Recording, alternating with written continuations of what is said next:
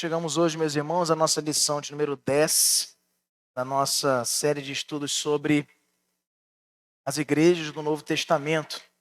E hoje vamos dedicar nossa atenção para falarmos da igreja de Éfeso, sobre valores que não se podem perder.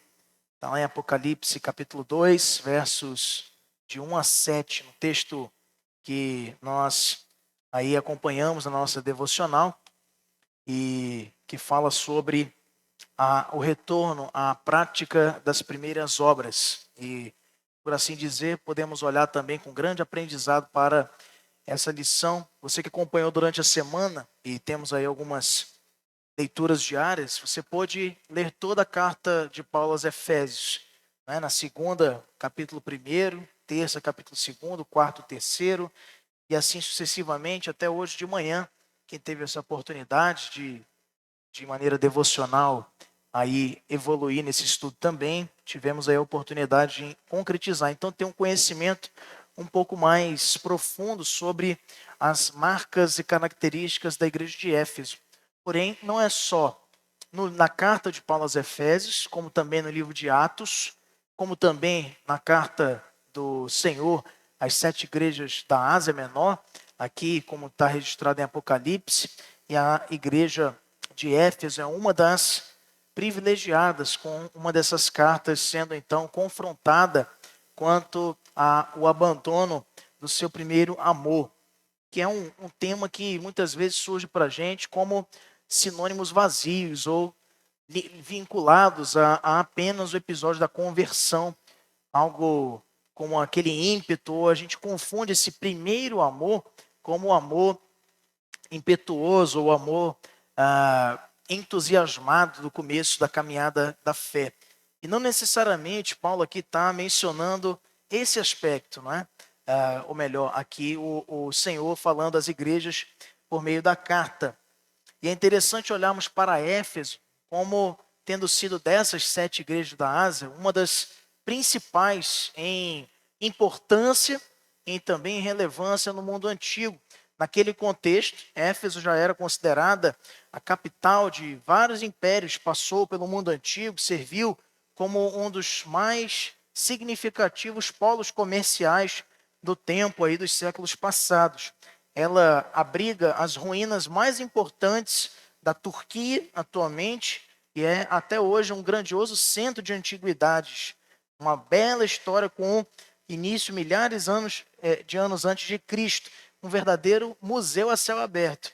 A cidade de Éfeso, quase que um ponto de parada obrigatório nas viagens ali realizadas de caravanas naquele mundo bíblico, mundo antigo, nas ruínas ali onde se passa na região da Ásia Menor. Para você ter uma ideia, por exemplo, essa cidade, a cidade de Éfeso, fez parte do antigo Império Persa. Ela já existia, também integrou ali, passou pelo Império Macedônico com Alexandre Magno, Alexandre o Grande, foi dominada pelos egípcios, caiu na mão dos romanos e se torna, no tempo aqui do contexto neotestamentário, uma das cidades mais importantes da Ásia Menor, sendo muito bem localizada e também muito bem notabilizada por conta do seu porto que salvaguardava o comércio naquela época. Não se sabe ao certo, como também de outras igrejas, a origem. Éfeso não foi uma igreja necessariamente plantada por Paulo, né? A gente pensa que às vezes tem até essa visão um pouco equivocada, que os apóstolos foram responsáveis diretos. E veja só como é que a história da igreja vai nos mostrando também que não é só o empenho dos homens que vai concorrer para o avanço do evangelho. O próprio Deus ali provavelmente levantando homens judeus piedosos que ouviram a pregação de Pedro em Pentecostes, encaminharam então para a cidade de Éfeso o surgimento, o nascimento de uma igreja.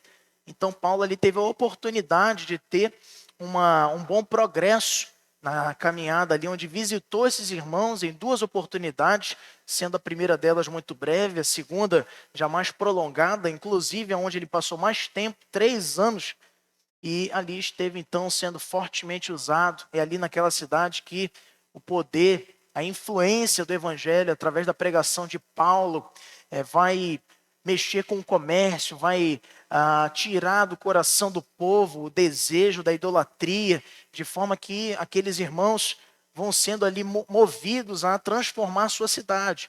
E por isso mesmo, Paulo ali é expulso por uma confusão ali causada naquele tempo por Demétrio, que era um dos comerciantes ali. E então, você observa que desde Atos 16, quando Paulo sai ali de Filipos, ele vai sendo movido a ir a Éfeso, num primeiro momento sendo impedido pelo próprio Espírito Santo. Quando volta da sua segunda viagem missionária, ele está então em Éfeso, como está lá em Atos 18, de 19 a 21, que registra assim: chegados a Éfeso, deixou-os ali. Ele, porém, entrando na sinagoga, pregava aos judeus, rogando-lhe eles que permanecesse ali mais algum tempo. Não acedeu, mas despedindo-se disse: se Deus quiser, voltarei para vós outros. E embarcando, partiu de Éfeso. E na sua terceira viagem, retorna Paulo para Éfeso novamente, cumprindo a promessa que havia feito àqueles irmãos por ocasião da sua segunda viagem missionária. E, por mais que não tivesse naquele contexto o interesse de passar muito tempo naquela cidade, como eu disse, passa ele ali mais ou menos uns 3 anos. E ali, convivendo com esse ambiente onde o evangelho ele experimenta um crescimento sobrenatural, um mover do Espírito para arrependimento. Veja que essa palavra ela vai ser marcada como uma característica do que esteve presente no início da igreja de Éfeso e não esteve mais em algum contexto que mereceu o chamamento de atenção do Senhor quando adverte a sua igreja, dizendo para ela voltar e se arrepender, voltar à prática das primeiras obras, aquelas no início da sua caminhada, mas não tirando nem por isso o valor daquela igreja.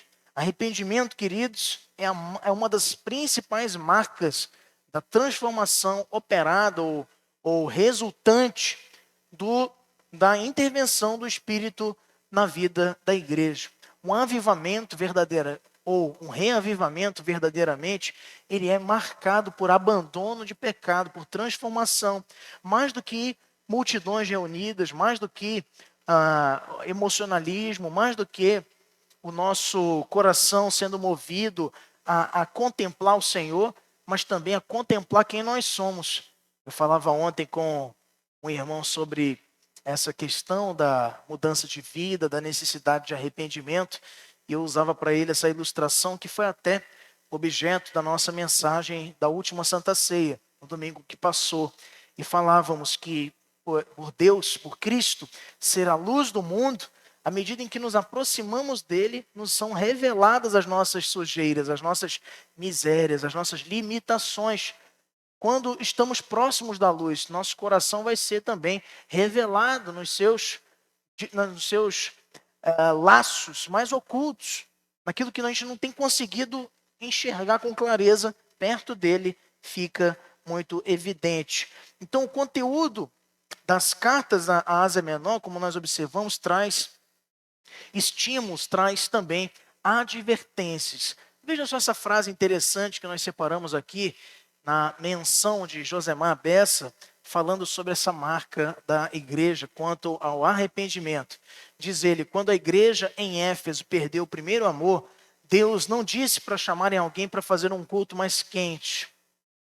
Ele ordenou que se arrependesse. O caminho de volta para a entrega ao Senhor de maneira genuína, de maneira verdadeira, não está na celebração litúrgica, está na vida diante do Senhor. Está no compromisso e na obediência que prestamos à sua palavra. E a celebração litúrgica será uma consequência disso. Será uma consequência do tipo de consagração que você, como também eu, e todos os irmãos envolvidos de alguma forma na prática do culto ao Senhor, no culto público, têm tido diante do Senhor e da sua palavra durante uma semana inteira.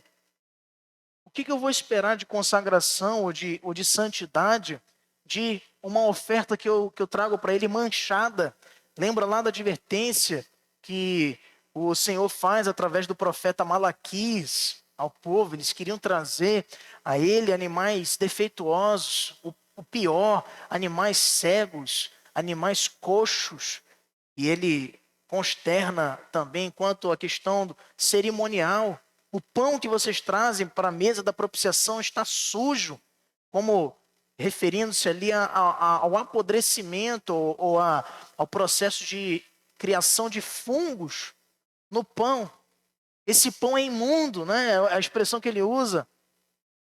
O que vocês têm trazido para mim é desprezível. Eu não me alegro com isso, o Senhor falando ao povo, porque que culto tinha sido prestado. Então, o arrependimento, meus irmãos, cotidiano, frequente, como uma realidade da vida do cristão, vai ser a principal marca que vai nos levar, vai nos mover a compreender de que forma nós temos que nos portar diante do Senhor.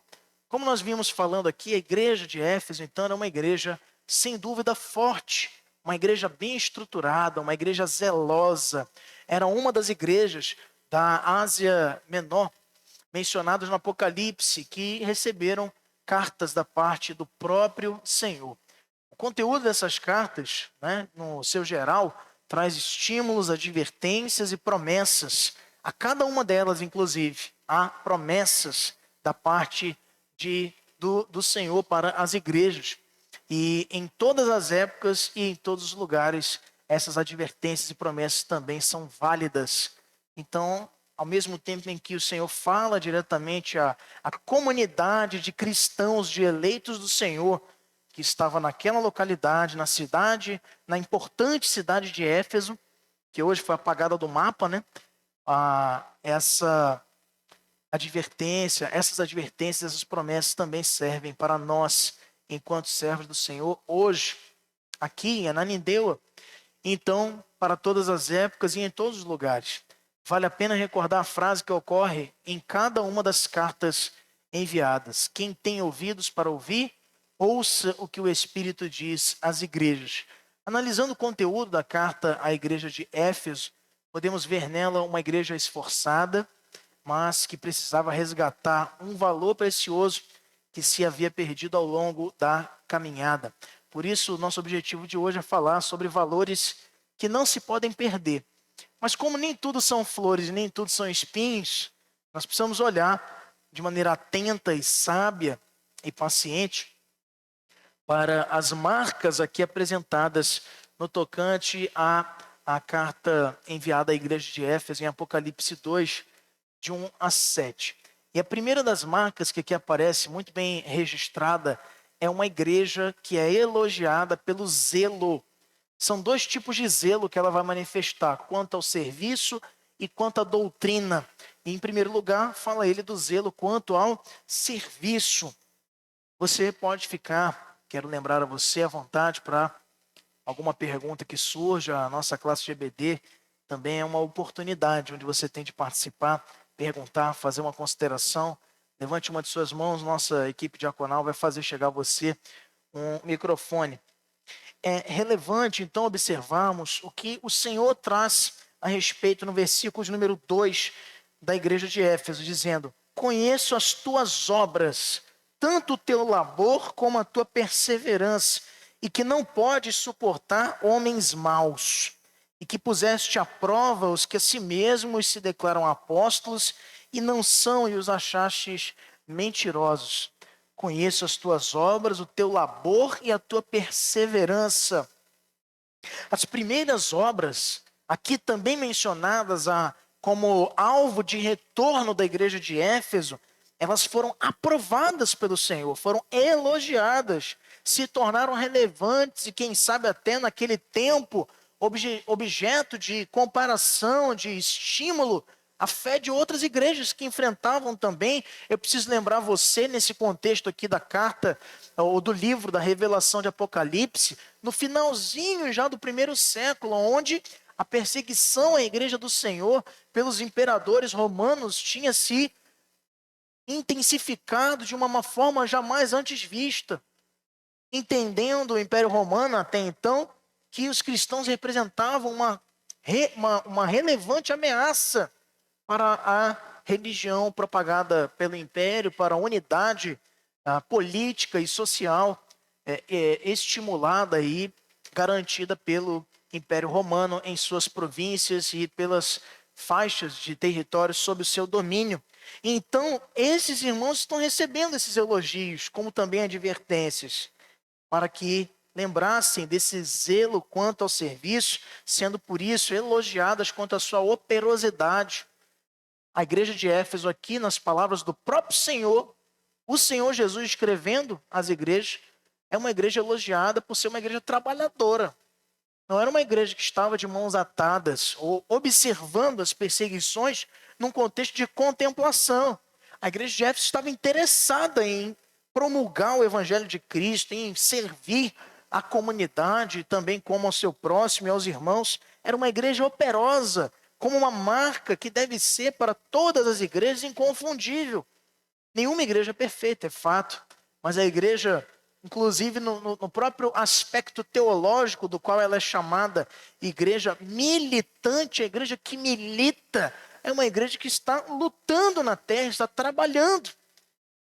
Nos chama a atenção um tipo de neutralidade ou de isenção, ou eu queria dizer até mesmo indiferença, que tem reinado em algumas comunidades que se dizem evangélicas e que vai marcar a igreja por um contexto de falta de influência, falta de relevância, falta de efetividade para o cumprimento da missão para a qual ela foi chamada.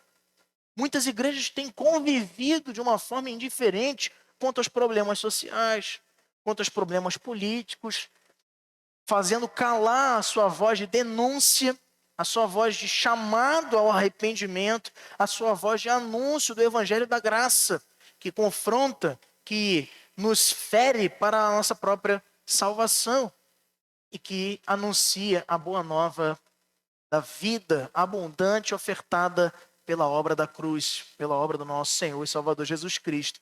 Quando ela não cumpre o seu papel, quando ela não é operosa, quando ela não é atuante, trabalhadora, ela não manifesta naturalmente um zelo quanto ao aspecto do serviço. E para o que nós, enquanto discípulos de Cristo, fomos chamados aqui? Para servir. O Filho do Homem não veio para ser servido, mas para servir e dar a sua vida por resgate de muitos. O exemplo de Cristo é um exemplo, dizem os antropólogos, os sociólogos, os estudiosos do movimento de Jesus, como Steger, como tantos outros, falando de o movimento de Jesus como um grupo que nasce numa fé dinâmica, numa fé de movimento. Era um movimento que ainda não se considerava pelo aspecto institucional religioso, mas era um movimento de itinerância. Veja Jesus dividindo os 12 dentro de trabalhos ali, tarefas de evangelização, de anúncio, preparação do reino de Deus, indo de casa em casa, depois separa 70 e vão da mesma forma, sendo ali estimulados e ensinados por Cristo. O próprio Cristo ia pelas cidades e povoados, curando, pregando, libertando o povo de opressões espirituais, e ali sendo marcado por esse movimento. À medida em que a igreja ela vai estagnando, ela vai estacionando na caminhada da fé, é bem possível que também ela tenha confundido qual é o verdadeiro aspecto, a verdadeira essência do serviço que deve ser prestado ao Senhor. Que tipo de trabalho, que tipo de missão a igreja tem desenvolvido quando fica estacionada, parada, não olha para fora, não olha para as necessidades alheias, anda indiferente ou anda isenta, parada, sem servir como convém. A igreja de Éfeso, eu preciso lembrar você, não recebe só uma carta no final do primeiro século do Senhor aqui através do Apocalipse. Ela também recebeu antes uma carta de Paulo no início da sua caminhada, ou melhor, já no final, quando estava preso, e na qual ele instrui essa igreja também, a igreja de Éfeso, no sentido de que somos salvos pela graça. É lá onde ele nos diz que o Senhor não permite que sejamos, ou não quis que fôssemos salvos pelas obras, para que não houvesse nenhuma glória em nós, até mesmo porque nós não teríamos condição alguma de assim alcançar nossa salvação se merecesse ou dependesse das nossas obras. É pela obra dele que somos salvos. Mas diz que fomos nós feitos novas criaturas, nascidos novamente em Cristo Jesus, pela graça, mediante a fé, para boas obras, as quais Deus de antemão preparou para que andássemos nelas. Às vezes a gente esquece desse tópico, desse importante elemento de trabalho, de convite, de essência da vida da igreja, aqui é apresentado por Paulo em Efésios 2, 9 e 10. E a igreja de Éfeso sempre demonstrou isto, como aqui é elogiado pelo Senhor quando escreve a carta em Apocalipse. Uma igreja com zelo na prática do bem, uma igreja com os olhos abertos às necessidades ao seu redor, uma igreja operosa, uma igreja trabalhadora. A igreja, num contexto de olharmos para esse exemplo, precisa ser estimulada sempre a desenvolver um trabalho, um compromisso com a operosidade, porque ela existe para servir a Deus e também aos homens, ao nosso próximo. Que falta fará a igreja se eventualmente for ela fechada em um determinado bairro, país ou cidade?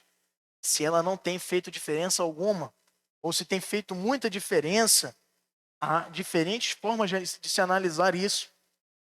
Porém, o que nós temos visto, sobretudo na banalização da abertura do trabalho do Senhor, e não digo que com isso o Senhor também não haja soberanamente para usar também essa multiplicidade de igrejas para comunicar a sua graça aos eleitos que estão contados dentro dos seus propósitos soberanos em toda a terra, em todos os lugares. Porém, essa banalização da abertura de igrejas com uma facilidade jamais antes vista, ela pode contribuir para que também a igreja deixe de ser notada com a importância que merece. Numa mesma rua, numa mesma avenida ou travessa, nós temos nos assustado, meus irmãos, com cada vez mais frequência, ao vermos igrejas de uma mesma denominação concorrendo entre si. Muitas vezes, passados menos de 30, 20 metros, quando não de muro com muro. A mesma igreja, só que é um ministério fulano, um ministério ciclano. Aqui o pastor presidente brigou com o outro, saiu e fundou, e o outro aqui não concordava e fundou também o trabalho dele. Como estava barato o aluguel lá do ponto comercial, alugaram do mesmo lado. E aí o membro que vai visitar até se confunde. Ele vai entrar numa, pensava que era outra. Aí no outro domingo ele vai ter que corrigir a rota, o rumo dele. Porque é assim. Eu tenho falado algum absurdo? É algum absurdo que eu estou dizendo para vocês? Ali pela Cidade Nova, quando a gente vai aqui, próximo de nós. Gente, é impressionante. Naquela principal ali da Cidade Nova 6, aquela rota ali, eu não conheço ali assim, a codificação. Ali é tudo no visual para mim. Senão eu me perco se não tiver GPS. É tudo igualzinho mesmo, né? O conjunto foi feito para ser assim. Até, embora já tenha sofrido bastante alteração ao longo do tempo. Mas eu ainda tenho dificuldade. Mas aí a gente já consegue se identificar até dessa forma. Aí você passa ali e vê a igreja tal, aí você fala, olha, para dar uma indicação para alguém, você pode ir para tal lugar passando a igreja tal. Aí a pessoa vai passar, não é mais uma igreja, agora é um açougue. Por quê? A igreja não tem sido mais, não feito nenhuma importância. Não apenas por essa questão de mudança de local, mas pela falta de interação com os problemas ao seu redor. Não tem visto a igreja as mazelas, não tem visto a igreja os problemas, não tem visto a igreja seus vizinhos. E muitas vezes quer conclamar, olhar para longe, quer evangelizar até Marte. Mas o vizinho de trás nunca ouviu de Cristo. Se a igreja não está atenta quanto a isso, ela não pode, como Éfeso, ser elogiada pelo seu zelo quanto ao serviço, para o trabalho. Cristo assim nos ensina pelo seu próprio modelo. Cristo estava atento, com compaixão para os perdidos, olhando com atenção para a realidade de gente que não era muito observada, gente que não era muito notada, gente que não era muito benquista na sociedade. Eu falo aqui de Bartimeu, eu falo aqui de Zaqueu, eu falo do próprio Mateus. Gente que era odiada até pelos seus próprios irmãos, compatriotas. E Cristo vai e observa a necessidade deles, aonde ninguém mais queria dedicar tempo para olhar e ajudar e cooperar. Mas óbvio, com o seu alcance, o seu amor nos estimulando a pensarmos mais como Ele, a estarmos mais atentos como Ele esteve, a estarmos mais motivados e dinâmicos como Cristo e seus discípulos também estiveram. Paulo elogia, em outro contexto, a igreja de Tessalônica por causa da fé operosa que praticavam. Nós vimos isso na semana que passou com uma lição maravilhosa ministrada aqui pelo nosso presbítero Santos. Então, da mesma forma, queridos, escrevendo aos Coríntios, Paulo também recomenda a igreja de Corinto. Por isso, meus amados irmãos, sejam firmes, inabaláveis, sempre abundantes na obra do Senhor, sabendo que no Senhor o vosso trabalho não é vão. Lá no belíssimo capítulo 15 da primeira carta, no último verso, verso 58, depois de ter feito Paulo uma verdadeira exegese relacionada às profecias e aos argumentos históricos e evidências reunidas com respeito à ressurreição e à vida eterna, usando desse capítulo para estimular os irmãos da igreja de Corinto a não duvidarem, a não terem falsa esperança, mas verdadeira esperança fincada na promessa da vida eterna. O trabalho é sempre elogiado quando é desenvolvido como convém. Como a igreja de Éfeso, nós também aprendemos quanto ao zelo do serviço. A igreja que ela não trabalha, ela não desenvolve seu trabalho a contento. A igreja, quando ela não se esmera em desenvolver o seu trabalho, como na foto aí, botando a mão na terra, botando a mão na massa, ela não vai poder receber o elogio do Senhor quanto a isso. Mas pastor, eu não vou ser salvo por isso. É óbvio que não. Você faz isso por ser salvo. É por ser salvo, é por saber de onde você veio. É por ter consciência plena, clara, de onde o Senhor te tirou, que você age com um desejo, que seu coração é movido a prestar ao Senhor, ou devolver a Ele, a melhor expressão, seus dons e talentos. Ah, pastor, mas eu não faço nada na igreja porque eu não sei cantar, eu não sei tocar, eu não sei pregar nem dirigir um culto. E quem disse que se resume a isso?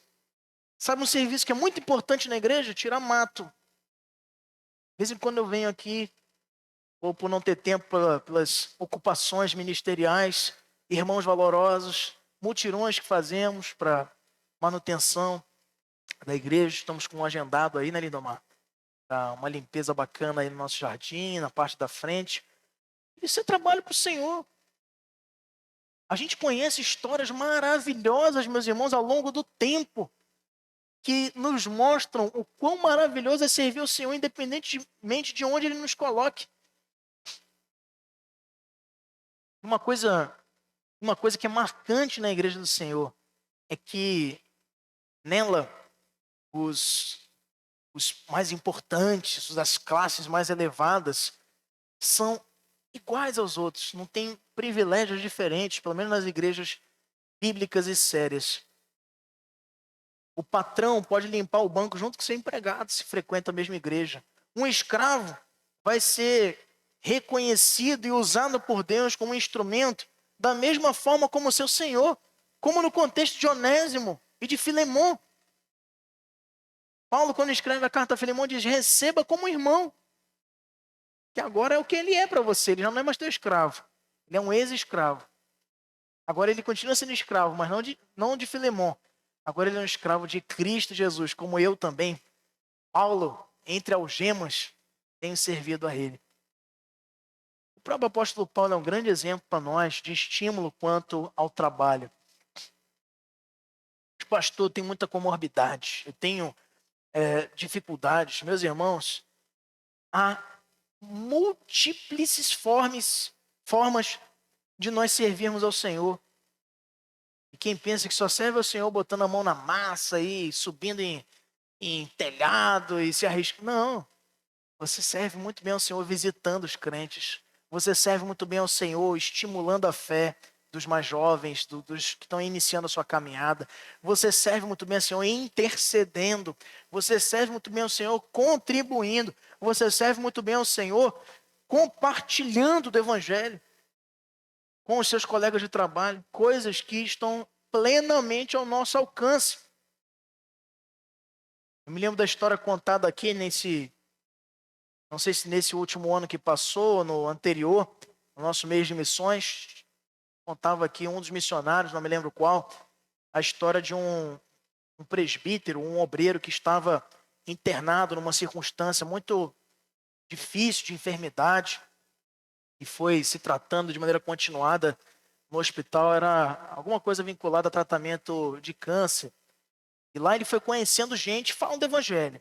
E conhecendo gente. E uma pessoa específica foi dando ali a ele a oportunidade, a atenção, e ele vinha falando e se comprometendo e caminhando com aquela pessoa enquanto estava fazendo tratamento, enquanto estava estudando, apresentando o evangelho para aquela pessoa, ia aproveitando. E quando chega a oportunidade da alta dele, ele decide continuar para não perder aquele vínculo criado de apresentação do reino de Deus para aquela pessoa. E aí a gente se lembra que essa pessoa ela foi consternada pelos irmãos. Meu irmão, você não precisa mais estar lá. É um ambiente nocivo, um hospital e não sei o quê. Mas ele estava lá com alegria no coração. E desejava continuar porque ali ele estava servindo ao Senhor. Tire do seu coração, se é que você tem essa impressão errada, de que servir está na frente. Gente, você não sabe quanto é importante um trabalho de bastidores na igreja. Existem trabalhos invisíveis que são nobres diante do Senhor, tanto quanto os que chamam a atenção na área do ensino, na área da adoração. A igreja de Éfeso era uma igreja que nos marca pelo seu zelo quanto ao serviço. Mas era uma igreja também, queridos, elogiada aqui pelo Senhor com a carta escrita, pelo zelo quanto à doutrina. Observe que nos versos de número 2, 3 e 6, a igreja de Éfeso é apontada como uma igreja que não tinha negócio com heresia. A igreja era firme quanto ao combate à heresia. Observe o que diz no verso 2, com ele repetindo aqui o tocante ao zelo do serviço, né, ele completa: não pode suportar homens maus, e que puseste a prova os que a si mesmos se declaram apóstolos e não são, e os achaste mentirosos. E tens perseverança, suportastes provas por causa do meu nome e não te deixaste esmorecer. E no verso 6 ele diz: tens contudo a teu favor que odeias as obras dos nicolaítas, as quais eu também odeio. Os nicolaítas aqui são adeptos de religiões pagãs que envolviam prostituição cultual, a comida de alimentos sacrificados a ídolos e outras práticas desagradáveis ao Senhor. Segundo McDowell, comentando sobre os nicolaítas, ele vai dizer que essa seita, sem dúvida, ensinava uma forma de cristianismo que encorajava irregularidades sexuais e frouxidão moral. Então, observe que a maioria das heresias, a gente falou isso aqui, quando a gente falou da carta de Paulo aos Colossenses, com a heresia do gnosticismo lá, crescente na cidade de Colossos, né? E aí a gente falou sobre a importância de resistir às heresias. E como a gente falou como que a heresia surge no meio da igreja. Ela não surge nos afrontando ou nos alarmando com aspectos frontais da fé. Ela surge na sutileza. A heresia surge travestida de uma forma diferente de ver a fé. Sabe? E essa forma diferente, no seu âmago, na sua essência, ela derruba todos os pilares do que nós consideramos doutrina sadia para a igreja.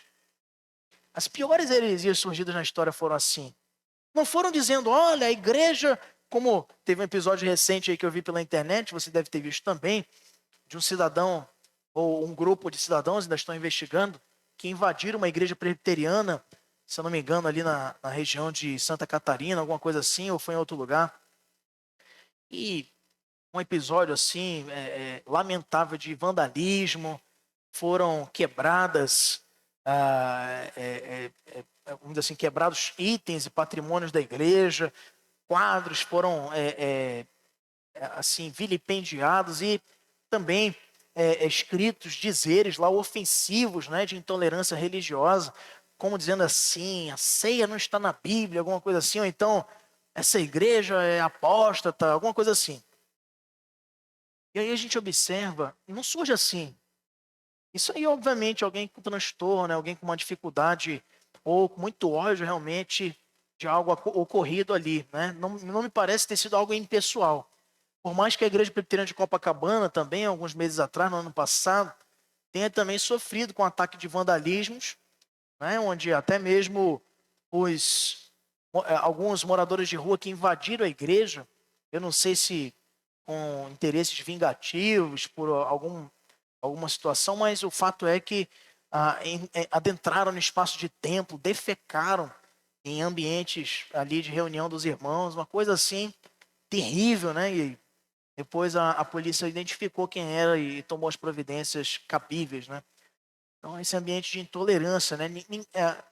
Por outro lado, nós mesmos já contribuímos, quando eu digo nós, não a nossa igreja, mas os cristãos no Brasil para ataques de intolerância, né, a outras religiões. Então, de qualquer forma, a heresia não surge assim. Não surge com um pedaço de ameaça diante de você. A heresia ela surge no convencimento da sutileza. O arianismo, o gnosticismo, as doutrinas nestorianismo, doutrinas falsas quanto à natureza de Cristo, não negavam que ele é o Salvador. Mas assim, olha, mas ele não é totalmente Deus. Não negavam que o Senhor Jesus existiu, como os ateus ou outras religiões vão negar, eventualmente. Mas diziam assim, não, mas ele não foi totalmente homem. Ele era uma coisa diferente, negando a doutrina, negando a validade da Escritura. A heresia começa assim. A heresia começa te oferecendo uma alternativa na fé. Ela não começa te negando a fé. O faraó, quando recebe primeiro pedido de Moisés, né, ordenado pelo Senhor para que deixasse ir o povo, ele oferece alternativas para Moisés. É assim mesmo que funciona a heresia. Faz o seguinte, Moisés. Não vamos dizer nem que sim, nem que não. Vá pro deserto uma vez por ano lá, nesse dia de vocês aí, depois volta para cá. Mas Deus não queria o povo com o coração no Egito. E mesmo assim, quando saíram, ainda levaram muito do Egito em seu coração, verdade seja dita. Mas era um tempo de purificação. Deus queria, naquela geração ali, produzir a próxima geração que foi a que de fato conquistou as promessas, ou herdou as promessas feitas pelo Senhor quanto a Canaã. A heresia surge assim, heresias sutis. E ali também, em Éfeso, pelo contexto aqui da carta, estavam ali ao redor da igreja. Senão, eles não seriam elogiados por resistir se não tivessem provações relacionadas às heresias que atacavam também a igreja. Os nicolaítas, falsos profetas, homens odiosos, que muitas vezes naquele contexto não eram poucas, aproveitadores, oportunistas, despregando, se é assim que podemos usar desse neologismo, o que os apóstolos ensinavam. Aconteceu assim em Corinto, aconteceu assim em Colossos, na Galácia, nas igrejas da Galácia, em Éfeso, em todas as igrejas tiveram, e por isso, inclusive, eu lembro a você, que surgiu a necessidade do fechamento do cânon. As cartas são escritas para corrigir, para advertir diante dessas ameaças. O cânon, ao longo da história da igreja, vai sendo apurado, vai sendo fechado com o estudo e o rigor técnico e também espiritual de análise dos degraus ou dos graus de inspiração quanto às cartas, aos evangelhos, para que a igreja tivesse um norte, a igreja tivesse uma bússola, a igreja tivesse parâmetros. Embora não é que aquela igreja não tivesse, ela já tinha no tocante à transmissão oral do conhecimento repassado pelos apóstolos às igrejas ali acompanhadas. A igreja ela não pode, queridos, ser marcada só por ser uma igreja trabalhadora, operosa, mas fraca na defesa da fé. A igreja ela precisa ser marcada também pela firmeza na doutrina que professa. Nós não podemos, meus irmãos, ser facilmente tomados pelos ventos de doutrina, do contrário, nossas raízes precisam estar bem alicerçadas, bem firmadas e irrigadas pela seiva de Cristo, que é a sua palavra. Sem a palavra nós não nos capacitamos. Veja só, você pode passar um ano inteiro se dedicando e se empenhando em ler muitos livros de teologia. Se você não tem contato com a sua Bíblia, tudo aquilo para você vai ser um conhecimento fútil, vão. A teologia precisa completar, precisa somar, precisa acrescer no nosso conhecimento aquilo que você já tem, proveniente da intimidade com as Escrituras. No tempo de seminário, me chamava muita atenção um professor que compartilhava dessa piedade, sendo ele doutor em teologia, ainda nutria diariamente a leitura continuada da palavra em ato devocional. E nos estimulava, enquanto alunos, né, de uma forma muito verdadeira, a ter sempre esse contato. E assim, dizendo ele que tinha no início um propósito de ler 2 vezes a sua Bíblia por ano, daqui a pouco ficou pouco. E aí ele já estava lendo 3, 4, uma vez por mês, ou seja, 12 vezes por ano ele lia a sua Bíblia inteira. Acordava mais cedo, experimentava do silêncio das madrugadas, botava ele a Bíblia em áudio, lia a sua Bíblia em papel, e ia acompanhando e sendo ensinado e lendo o mesmo texto várias e várias vezes naquele ano e sendo todas essas vezes ensinado, edificado, santificado pela palavra. De outra forma, não há como nos fortalecermos para com as ameaças que surgem para atacar a doutrina. E pelo exato fato do que eu estou trazendo a vocês, que existem defesas errôneas quanto à interpretação das Escrituras, quanto à vida cristã, como era o caso aqui da imoralidade apregoada pelos nicolaítas, que dentro de um contexto não vão ser facilmente percebidas. Quem esteve aqui na quarta-feira conosco, onde falamos sobre a ética cristã, nós citamos um exemplo lá sobre o aborto, quando pessoas tentando escusar-se do que a palavra de Deus usa a título de condenação do assassinato de crianças indefesas, ali no ventre materno, e usam da própria Bíblia para defender. Você lembra, nós falamos lá, um dos argumentos que usam é que a vida não pode ser considerada no ventre, porque a vida só é dada com o fôlego. Considerando lá o texto de Gênesis, quando Deus soprou em Adão, em suas narinas, o fôlego da vida e ele se tornou alma vivente. Então nós vimos o porquê que isso não se aplica, o porquê que isso é uma heresia, o porquê que isso é uma aplicação descontextualizada. Tá? Existem animais que respiram também, não são seres humanos, então a respiração não está vinculada à existência ou à consideração de existência de um indivíduo. Os cristãos efésios foram elogiados pelo Senhor em virtude de resistir e odiar as obras dos hereges, dos nicolaítas. Mas isso só é possível acontecer quando a igreja tem sido bem alimentada e fundamentada. Meus irmãos, não há espaço para perdermos tempo falando de coisas fúteis, inúteis, seminários sobre diversidade. Vamos marcar aqui um curso de teatro na igreja. Gente, perda de tempo. Perda de tempo. Se a igreja não tem sido alimentada, ela não vai se capacitar para lutar contra as hostes, os principados, as potestades, com técnicas de cinema, com pluralismos culturais, com todas essas bobagens que têm tentado a todo custo secularizar a igreja de Cristo. A igreja que é firme, a igreja que não se leva pelas heresias, a igreja que resiste, como Éfeso, odeia as obras porque facilmente as identifica, as obras malignas, as obras que atacam a saúde da igreja, são as igrejas que são alimentadas com a palavra. Com a palavra, com a doutrina, ou melhor, com a sã doutrina. Sem a sã doutrina, nós vamos de mal a pior. Sem a sã doutrina, nossas programações não terão a relevância, não terão para nós o resultado esperado.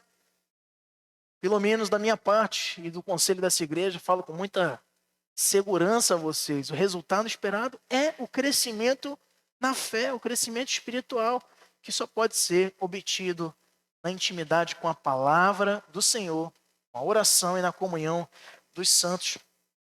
Isso é possível acontecer dessa forma. Certamente, os efésios tinham assimilado bem o que Paulo estava na carta que escreveu aos Efésios, ensinando a eles. Como você vê, eu queria que nosso irmão Valdenilton abrisse para ler para a gente, Efésios capítulo 4, versos de 11 a 14. Enquanto eu bebo uma aguinha, Efésios capítulo 4, versos de 11 a 14. Será que a igreja de Éfeso estava praticando isso? Sendo uma igreja zelosa, como Paulo havia os recomendado? Vamos ver.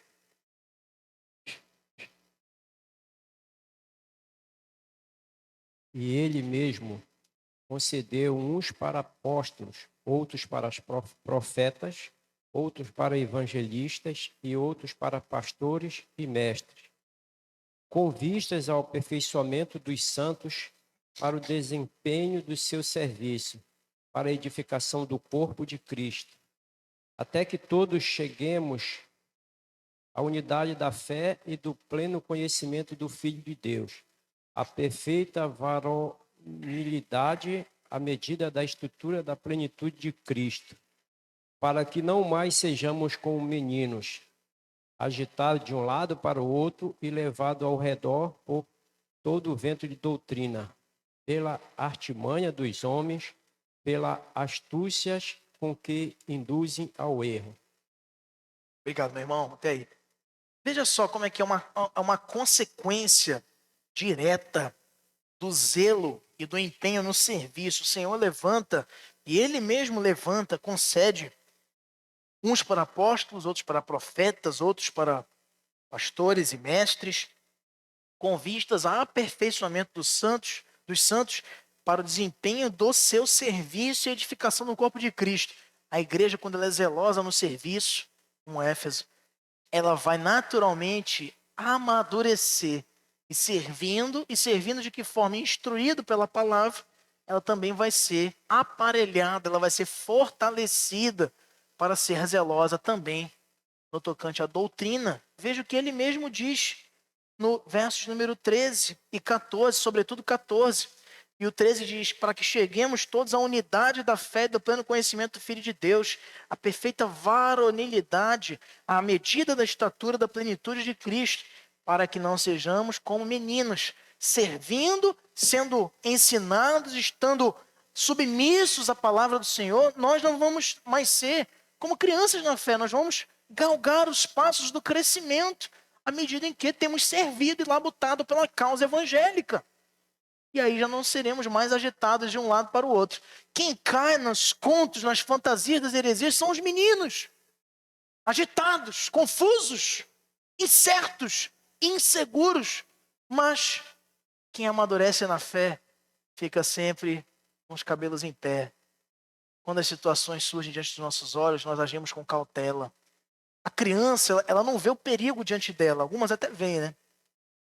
Mas não por conta do perigo em si, da avaliação do cenário em si, mas pelo medo instintivo.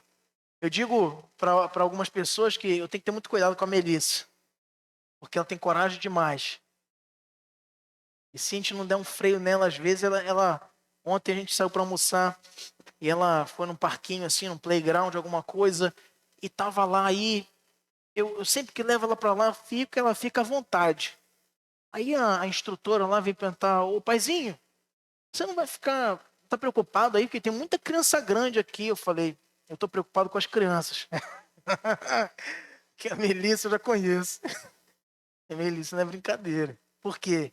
Corajosa demais. Mas assim, ela tá se jogando lá do escorrega, ela tá, pede licença lá pro um grandão lá, não tá nem vendo, não tem intimidação com ela. Mas ela é uma criança, ela tá agindo instintivamente, porque a gente foi dando autonomia, segurança e independência para ela, muito bem. Mas ela não tem maturidade para examinar o perigo diante dela. A criança, ela vai, muitas vezes, temer isso aí. O adulto, o maduro, ele vai examinar as probabilidades, ou pelo menos assim, espiritualmente falando, precisa ser a nossa postura. A gente não pode sair se vendendo. A igreja, meus irmãos, ela falha, ela peca contra o Senhor quando ela não exerce esta cautela, porque a igreja é coisa séria, o púlpito da igreja é coisa séria. Você que tem acompanhado a igreja aqui nesses anos, não é qualquer pessoa que vem aqui para ensinar na igreja, porque é coisa séria. Você imagina se não tem filtro quanto a isso, e o pastor sai convidando qualquer um por aí, e vem, o irmão chegou ontem aí, já está pregando, e pronto, e aí, o que isso vai significar? Ruína para a igreja. A igreja que não leva a sério a doutrina, ela vai ser traída pelo próprio cavalo de Troia que ela mesmo criou. O laço que ela mesma faz para ser capturada. Da falta de consistência, da falta de saúde teológica, saúde bíblica, saúde doutrinária. Esse é um dos principais problemas de muitas igrejas em nossos dias. Deficiência doutrinária. Queridos, existem igrejas, eu não quero aqui, com isso, te convidar a pensar de uma forma discriminatória, não se trata disso. Meus irmãos, quanto que denominações históricas de matriz pentecostal e algumas até neopentecostais, por mais que discordemos frontalmente de muitas das suas práticas litúrgicas e crenças, você identifica no seio desses irmãos uma falta de consciência do que eles são. São pouquíssimos os que, não, eu sei porque eu estou aqui, mas está ali porque a mãe foi, porque o amigo convidou e ficou e gostou e se acostumou e não conhece a doutrina. Para que eu te diga isso, uma das centenárias igrejas pentecostais do Brasil, tão relevante e que até hoje tem sido notabilizada pelo avanço de missões, investimento, embora marcada por alguns escândalos muito recentes também, quanto ao poder, ao exercício do poder e a política dentro da sua administração eclesiástica. Essa igreja, que eu não vou citar o nome, microfone aqui para o Marcos, Diácono Marcos Salles. Essa igreja, essa denominação, ela apenas não tem 10 anos, ela que é centenária, ela não tem 10 anos que ela tem uma declaração de fé. Para dizer assim, olha, nós enquanto tal denominação, pontinho, pontinho, cremos nisso, nós cremos nos dons do Espírito Santo, carisma, não tem 10 anos. Talvez não tenha 5. Que ela tem uma declaração de fé oficial. Como que se identificava esses irmãos até então? Pelo nome na placa. Não tem unidade de doutrina, não tem unidade de fé. Não sabem no que creem. Estão ali por estar. Pode falar, Marcos. Bom dia, amados. Essa colocação muito importante, muito pertinente da nossa igreja. Eu louvo a Deus pela IPA, né, que tem se importado com as famílias na questão da edificação. E eu tenho visto assim, quando a gente está falando com as pessoas, a gente fala de outras denominações, a gente fala da Bíblia, e a pessoa, a primeira coisa que faz é dar um celular na mão do filho, se divirta aí com o celular. Se distraia. Ele não tem nenhuma Bíblia no celular da criança. Aí, o que eu quero trazer é o seguinte, que as famílias, de outras denominações, eu não tenho visto aqui. Aqui nós, graças a Deus, eu tenho visto as famílias que elas se importam, se empenham em colocar materiais de qualidade e gastam tempo, não, investem tempo educando seus filhos no conhecimento da palavra, na instrução. Outro dia eu estava falando para uma pessoa, falei, olha, você tem a Bíblia no celular? Não. Você pega seu filho pela mão e ensina as doutrinas da sua igreja para eles, a palavra, lê a palavra com eles, faz devocional de manhã, de tarde, de noite, quando eles chegam em casa, quando eles vão para o colégio. Não, não fazemos. Ou seja, aí que está o problema. A igreja não cresce porque a pessoa não faz esse investimento espiritual, né? Isso aí até a gente, como colegas mesmo de trabalho, a gente tem que estar até falando, olha, você é crente, né? Mas você faz devocional com seus filhos, né? Então a gente, como instrumentos mesmo de pregação e proclamação do evangelho, a gente tem que estar sempre, né, falando com o próximo, onde a gente pode estar se envolvendo nos nossos relacionamentos e estar comentando sobre essa importância, essa relevância mesmo da proclamação da palavra, né, do evangelho. E esse é um dever primário da família, né? E que muitas vezes é negligenciado. E a igreja, por outro lado, precisa capacitar e estimular os pais a essa prática. Não nos assusta ou surpreende vermos adolescentes, crianças mais maduras, vamos dizer assim, em idade, encontrando muita deficiência bíblica, dificuldade de manejar a palavra de Deus quando fora do contexto cristão. Agora, nos assusta bastante quando numa família, como o diácono Marcos falou, cristã, se vê falta de progresso, estagnação. A criança já com não sei quantos anos não sabe quantos livros tem a Bíblia, não sabe que Deus é Pai, Filho e Espírito Santo, doutrinas básicas. E que nós, meus irmãos, somos privilegiados. A igreja presbiteriana, que tem suas falhas, não é perfeita como nenhuma é, mas é uma igreja privilegiada no tocante a ferramentas para o ensino e a proteção e o exercício, melhor dizendo, do zelo quanto à doutrina. Os catecismos da igreja, o breve catecismo, o catecismo maior, são perguntas e respostas para que os pais usem com as crianças hoje, até de formas, vamos dizer assim, que eu concordo, atualizadas no tocante à ilustração, a instrumentos lúdicos, mas com as mesmas verdades lá, sem tirar nem pôr, de forma a capacitar a criança. Gente, que coisa maravilhosa. E isso é um cumprimento de antigas profecias. Eu me lembro de Jesus entrando no contexto ali do Evangelho de Mateus, e Jesus entrando em Jerusalém, e as criancinhas de peito, as criancinhas ali, obviamente, que nós que não sabemos falar, mas crianças pequenas, dizendo, Hosana, Hosana ao que vem em nome do Senhor, Hosana ao filho de Davi. E aí os escribas, os fariseus se consternam com aquilo e criticam. Mas você não vai corrigi-los porque era vergonhoso as crianças participarem, vamos dizer assim, dessas aclamações populares. E ele disse, não ouvistes que da boca de crianças, de criancinhas, tirarás o perfeito louvor. Isso aí é diretamente uma expressão do Salmo messiânico. Salmo de número 8, quando fala ali da vinda do Messias. Então, observe que o ensinar a criança também fundamentará a igreja na posteridade para ser uma igreja bem guardada quanto à doutrina. Se a gente pensa que isso só vai ser feito no discipulado quando ele atinge a idade da razão para fazer a sua profissão pública de fé, a gente está muito enganado. Essa criança, esse adolescente, esse jovem vai ter muita dificuldade. Se ele não foi ensinado, se ele não foi estimulado a amar as Escrituras, a conhecer as Escrituras. Gente, a gente muitas vezes menospreza a capacidade de aprendizado de uma criança.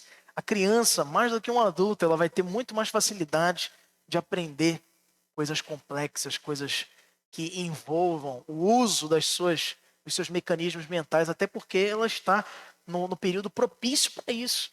Vai tentar ensinar, fazer um discipulado com um idoso. O Espírito Santo abre as cadeias, ele quebra todas as resistências, mas não deixa de ser difícil. Se é um eleito, vai chegar a fé.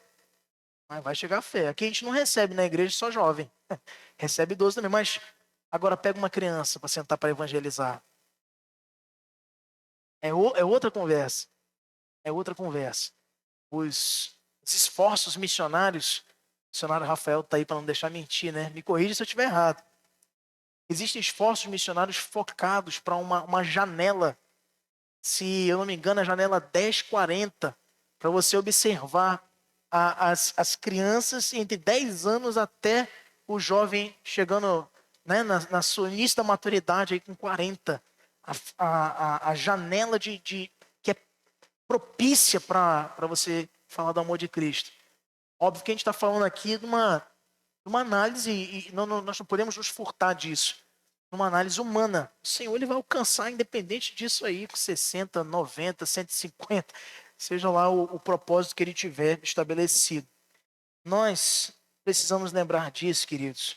Timóteo é também advertido por Paulo, quando Paulo diz a ele, em 2 Timóteo 4, 3 e 4, que virá um tempo onde não suportarão a sã doutrina, pelo contrário, se cercarão de mestres, segundo as suas próprias cobiças, como que sentindo coceira nos ouvidos, se recusando a dar ouvidos à verdade, entregando-se às fábulas. A gente tem que ter muito cuidado quando a gente denuncia falsos mestres e falsos profetas, e falam assim, tem o culto do empresário, o culto da prosperidade, não sei o quê. E aí a gente fala assim, coitadinhos, Deus vai cobrar caro desses falsos pregadores porque estão enganando a fé de pessoas humildes. A gente tem que ter muito cuidado quando a gente fala isso.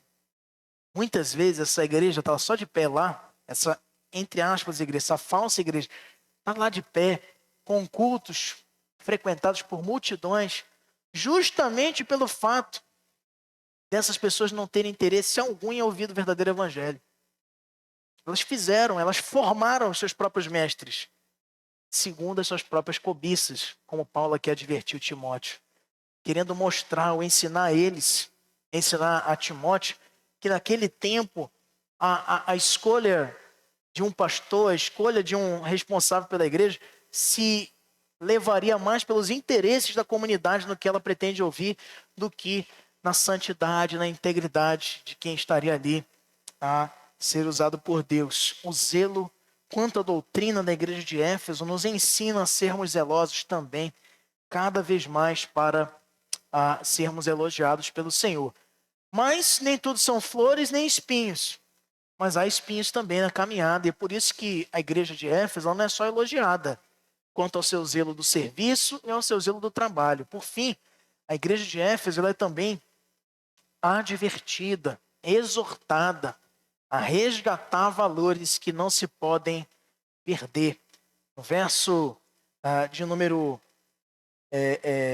voltando aqui para Apocalipse, capítulo de número 2, nós vemos então no verso de número 4, a exortação que o Senhor faz à igreja de Éfeso. Eu tenho, porém, contra ti, que abandonaste o teu primeiro amor. Verso 5, lembra-te, pois, de onde caíste, arrepende-te e volta à prática das primeiras obras, senão venho a ti e moverei do seu lugar o teu candeeiro, caso não te arrependas. Nessa carta à igreja de Éfeso, o Senhor faz uma grave constatação.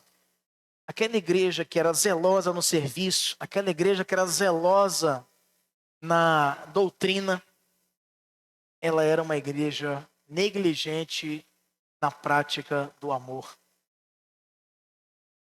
Esse primeiro amor, eu repito para vocês, não é aquele arrepio da alma que surge no contexto da minha conversão. Não é isso.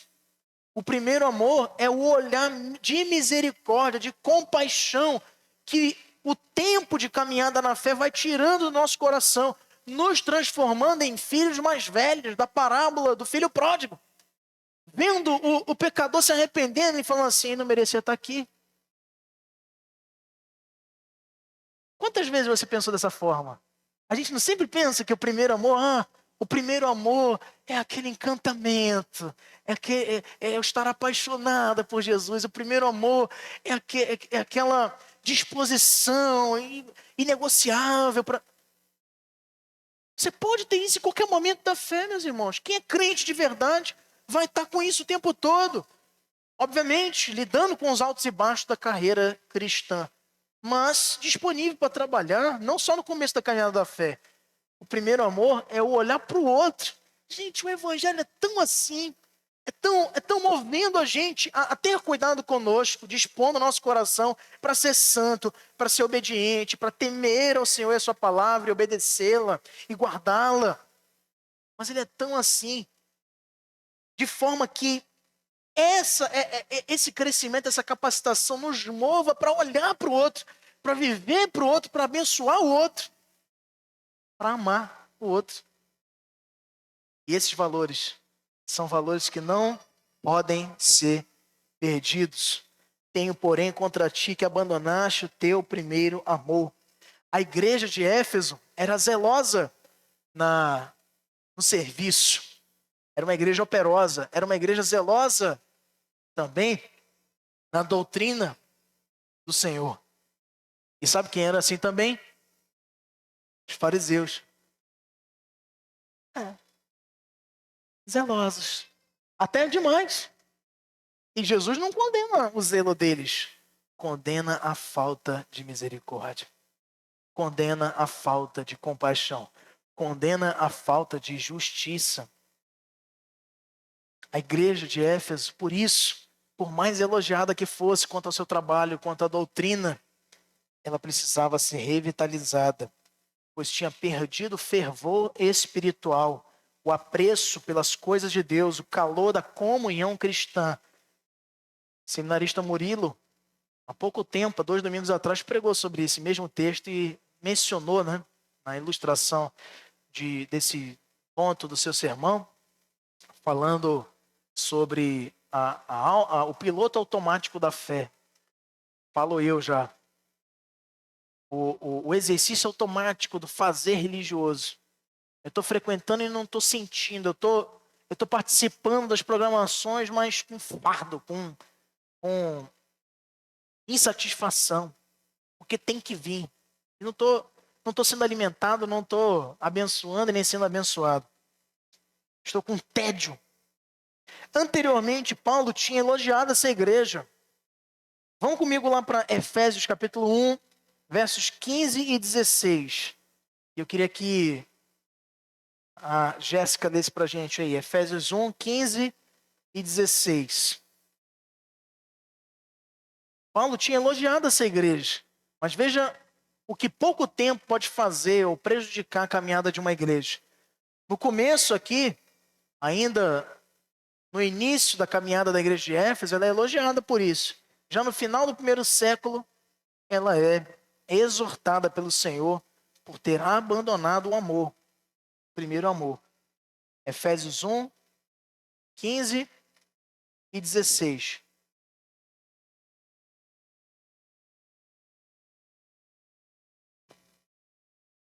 Por isso, também eu vos tenho ouvido a fé que há entre vós, Senhor Jesus, e o amor para com todos os santos. Não cesso de dar graça por vós, fazendo menção de vós nas minhas orações. Ah, pastor, você está inventando isso aí. Acabou de inovar. Nunca vi nenhum teólogo comentando que esse primeiro amor é para com os outros. Por isso também eu, tendo ouvido a fé que há entre vós, Senhor Jesus, e o amor para com todos os santos.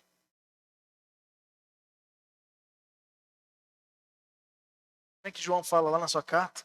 Se você diz que ama a Deus e odeia o seu irmão, você é mentiroso. Não há como dizer que ama a Deus a quem não vê e odeia o seu irmão a quem você vê. O amor a Deus é óbvio, o fervor espiritual ele vai ser também expressado pelo tipo de cuidado, compaixão, de tutela mútua que exercemos uns com os outros, de nos ajudarmos, de caminharmos juntos, de nos amarmos no Senhor. A igreja de Éfeso era assim, mas deixou de ser. como nós também na nossa caminhada podemos, em algum momento, sermos marcados por frieza, marcados pela indiferença. E esse é um perigo, meus irmãos, que está dentro de mega igrejas. O fenômeno hoje das megas igrejas é marcado pela frieza. E não pelo ar-condicionado, que fica em temperaturas condizentes com o nosso clima, mas pela falta de relacionamento. Mega igrejas poderiam ser boas pequenas igrejas, alcançando mais gente em mais lugares.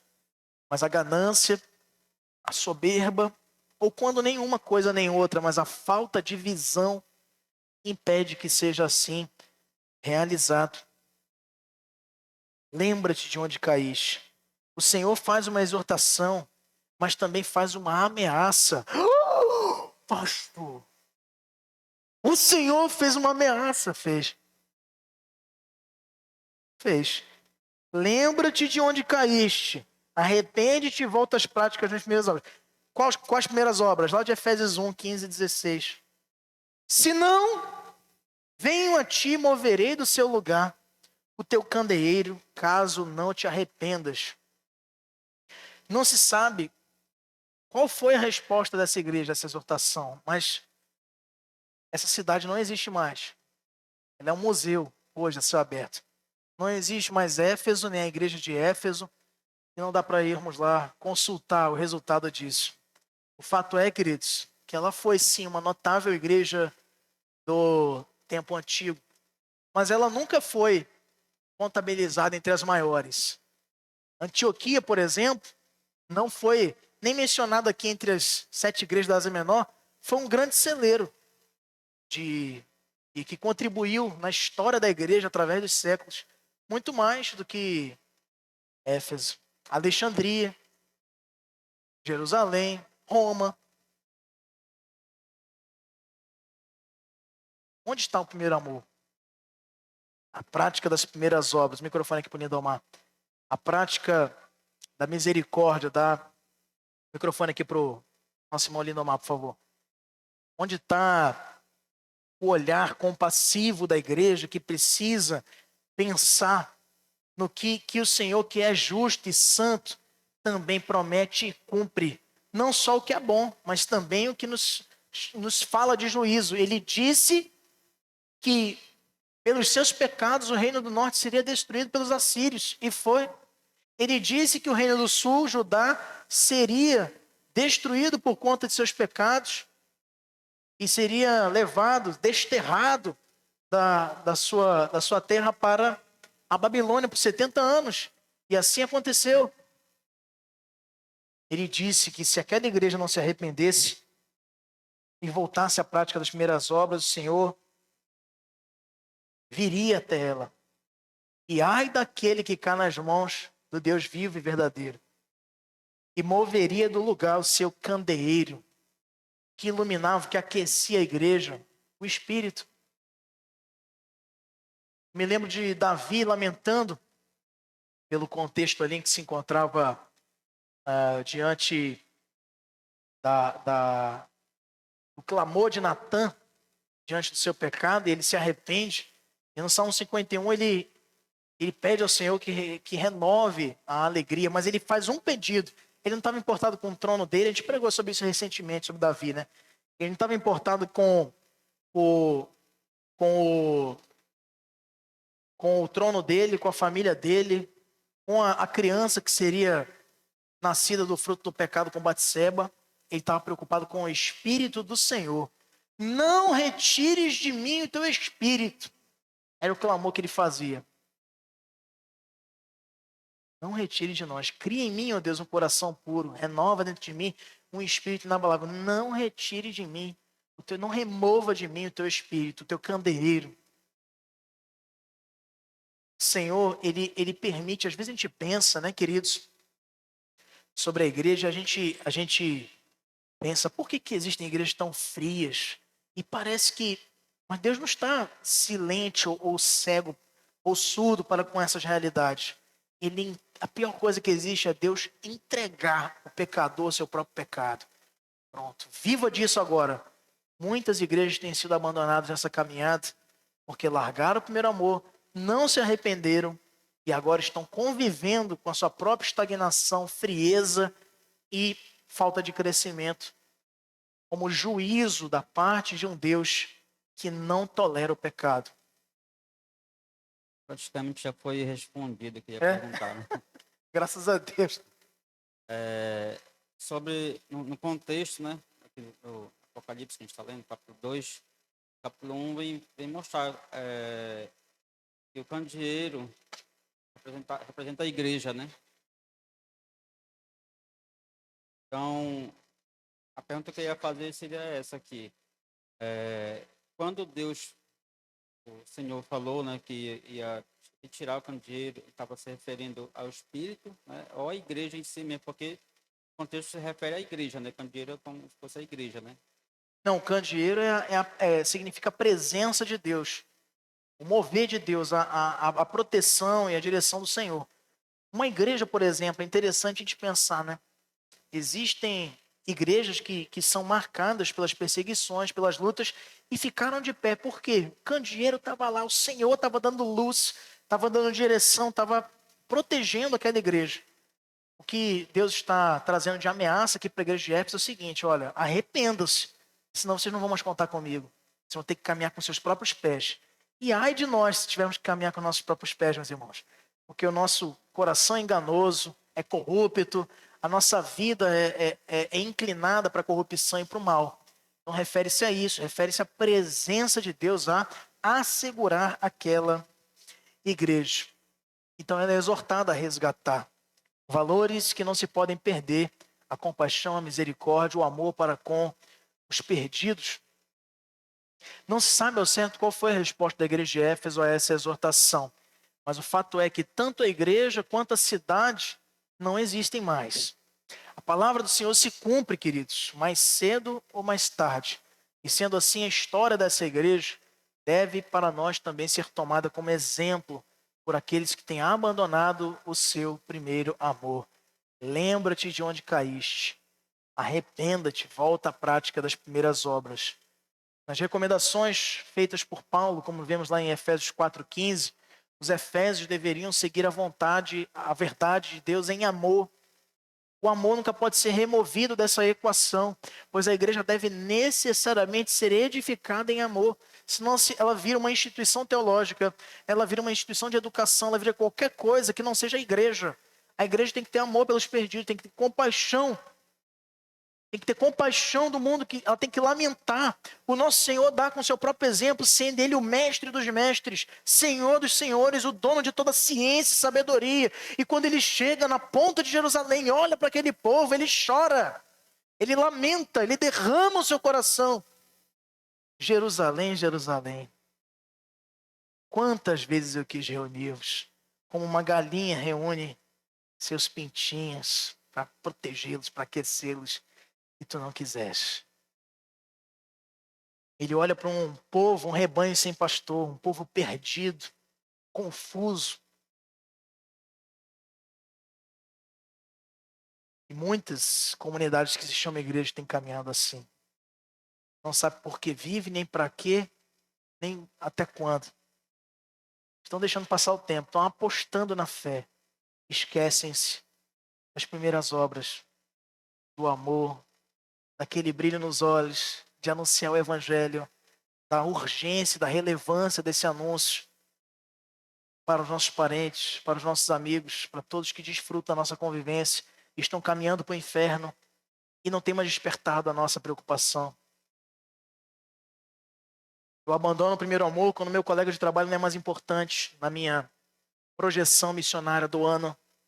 Eu perdi o primeiro amor quando eu tenho parentes que não têm recebido o evangelho, eu já não me importo mais também falar, porque eu desisti deles. Eu perdi o primeiro amor quando as programações da minha força de integração, da igreja do Senhor, já não tem o motivo, o propósito de falar do evangelho aos perdidos. Tem como objetivo entretenimento, fazer festinha, fazer pipoca, fazer isso e aquilo. E se não tiver como propósito salvar, anunciar a graça, falar de maneira compassiva e misericordiosa ao mundo que precisa da luz do evangelho, Eu tenho perdido o primeiro amor, eu tenho deixado o primeiro amor. Fica lá atrás. A cada dia que eu saio de casa e volto para ela, sem ter falado do evangelho para uma pessoa sequer. Onde está o seu amor? Onde está o nosso amor? Eu deixo o primeiro amor quando eu já me sinto muito satisfeito e bem alimentado com a palavra da graça. E já não me sinto mais responsável por anunciar isso ao mundo. Que se já me alcançou, já está suficiente. Sabe que esse é o último amor, não é nem o primeiro. É o pior de todos, é o individualista. Zelo na doutrina, zelo no serviço.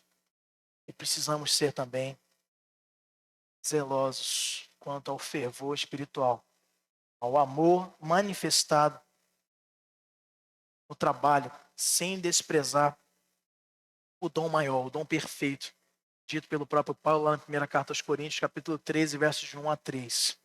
Veja que nos diz João Gabriel Beda, em um de seus escritos: um arrependimento que não seja genuíno é como um trilho que conduz à reincidência do pecado. O Senhor fez e ofereceu, como também a todos nós nesta manhã, oferece a oportunidade de arrependimento. Como a gente pensa que a gente é bom? Ah, pastor, já fui salvo, já fui regenerado. Eu não tenho mais. Eu perguntei para uma pessoa essa semana, e que tipo de pecado, falando de uma forma sincera, que tipo de pecado você sente que precisa abandonar? E essa pessoa disse assim: não, assim, na medida em que eu fui salvo, eu não vejo mais nenhum pecado que eu precise abandonar. Aí eu listei só uns 7, assim, logo, de cara para essa pessoa. Ela falou assim: é verdade. O que levou essa pessoa a identificar que aquilo não era pecado? O costume, a rotina,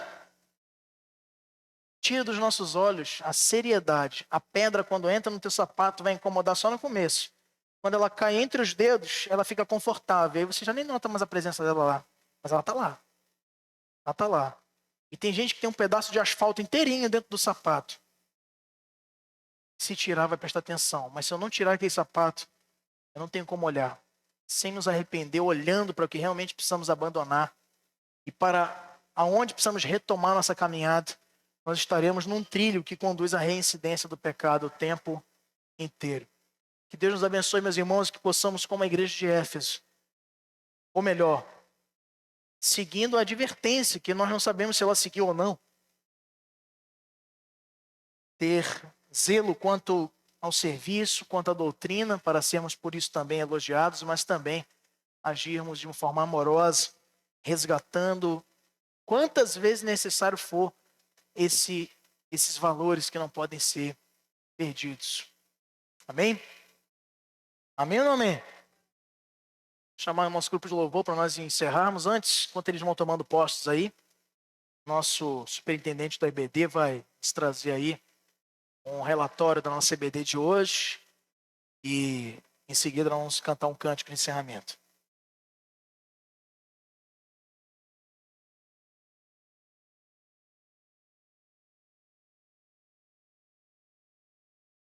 Pois bem, meus irmãos, tivemos um total de 61 alunos nesta manhã. Na classe Conectados com Cristo tivemos 6 alunos.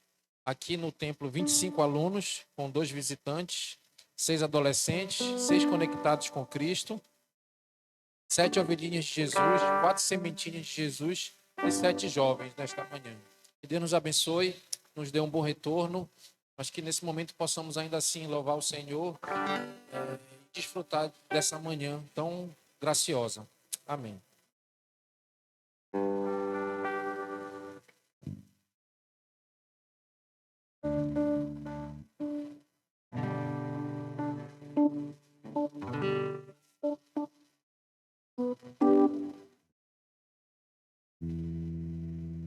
Lembra-te, pois, de onde caíste, arrepende-te e volta à prática das primeiras obras, e se não, venho a ti e moverei do teu lugar o teu candeeiro, caso não te arrependas. Apocalipse 2, verso número 5. Vamos ficar de pé, queridos. Vamos louvar o Senhor.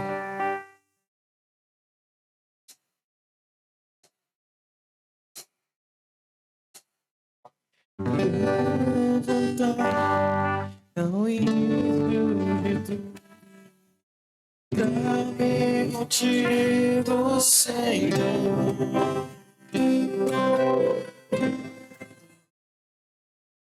Senhor, amores, eu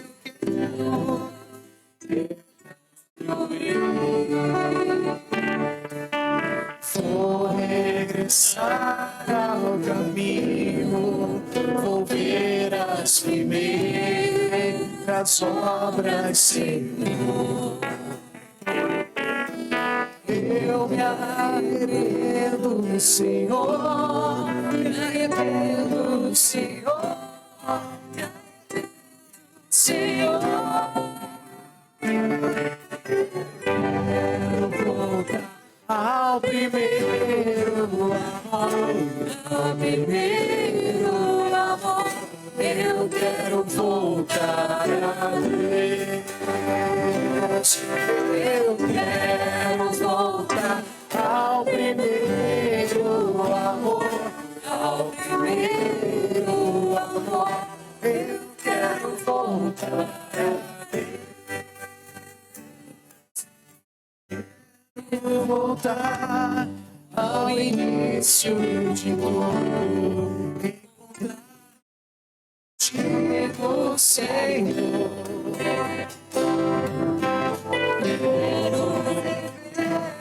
Os conceitos, valores eu quero reconstruir. Vou regressar ao caminho, vou ver as primeiras obras, Senhor. Eu me arrependo, Senhor, me arrependo, Senhor, me arrependo, Senhor. Eu quero voltar ao primeiro amor, ao primeiro amor. Eu quero voltar a Deus. Eu quero voltar ao primeiro amor, ao primeiro amor. Eu quero voltar a Deus. Eu me arrependo, Senhor, me arrependo, Senhor, me arrependo, Senhor.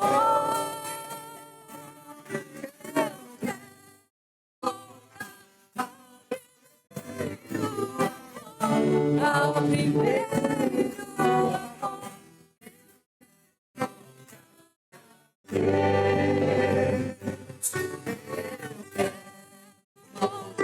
Ao primeiro amor, ao primeiro amor, eu quero voltar a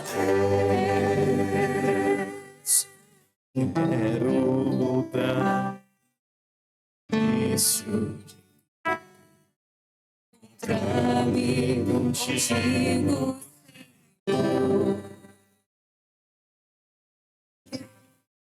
Vou pedir que o microfone seja levado para nossa irmã Aline Vitória Sá. Vai ser levado dentro